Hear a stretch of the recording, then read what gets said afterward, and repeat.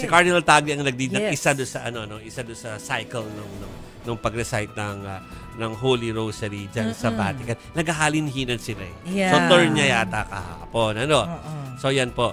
At kahapon po sinabi namin na si Pope Francis ay nakagamit pa ng telepono, tumawag pa doon sa pare, nagtrabaho pa.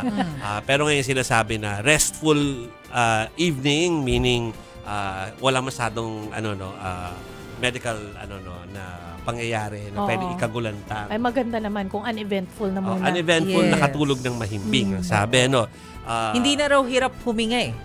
Si correct, Pope eh. Correct. Pero sabi nga, critical but stable. Sabihin, siya ay hindi mo masasabing out of the woods or out of danger, pero at least stable at hindi kailangang hindi yung parang nakabantay ka kung bigla may tutunog dun sa hindi mga critical gamit. kumbaga. Oo. Pero minomonitor pa rin yung kidney, no? Yes. At saka aside dito sa pinangunahan ni Cardinal Tagle, nagsagawa rin pala ng prayers ng misa yung Argentinian community. Kasi syempre, tubong Argentina itong si Pope Francis. So, nandun yung suporta ng dasal.